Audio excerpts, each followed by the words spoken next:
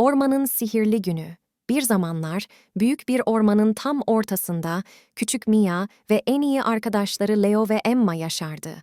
Ormanın içinde yemyeşil ağaçlar, cıvıl cıvıl kuşlar ve sevimli hayvanlar vardı. Mia, Leo ve Emma bu güzel ormanda en mutlu zamanlarını geçirirlerdi. Bir sabah Mia, ormanın girişinde bulunan büyük taşın üzerine tırmandı ve sevinçle arkadaşlarına seslendi. "Hey, uyanın! Bugün ormanın sihirli günü olacak," dedi. Leo ve Emma uykulu gözlerle ayağa kalktılar ve hemen yanlarına geldiler. "Sihirli bir gün mü? Ne yapacağız?" diye sordu Leo merakla. Mia gülümseyerek cevap verdi. "Sihirli günümüzde ormanın en özel yerlerini keşfedeceğiz ve sevimli hayvanlarla yeni arkadaşlar edineceğiz." Arkadaşlar birbirlerine gülümsediler ve macera için hazırlandılar.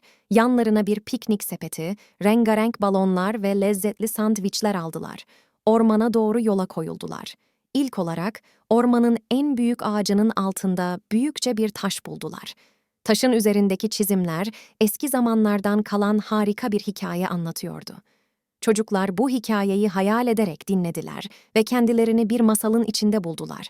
Sonra bir gölette yüzen ördeklerle karşılaştılar. Ördeklerle oyun oynayarak kahkaha attılar ve yeni arkadaşlar edindiler. Ormanda yürüyüş yaparken tıpkı peri masallarındaki gibi devasa mantarlar buldular. Mantarlardan yapılmış rengarenk evlerin olduğunu düşündüler. Leo, "Sanırım burada orman perileri yaşıyor," dedi.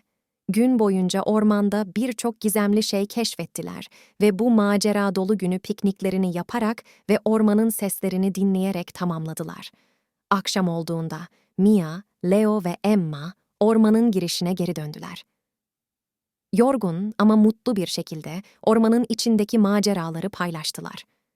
Mia, arkadaşlarına teşekkür etti ve şöyle dedi: "Bugün gerçekten sihirli bir gündü. Neşe, keşifler ve arkadaşlıkla doluydu."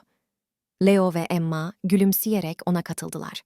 Ormanın sihirli günü onların en sevdiği hatıralardan biri haline gelmişti ve bu anılarıyla dolu günü asla unutmadılar. Ve o günden sonra Mia, Leo ve Emma ormanın neşesini ve sihrini her zaman hatırlar ve ormanda geçen o özel günün tadını çıkarırlardı.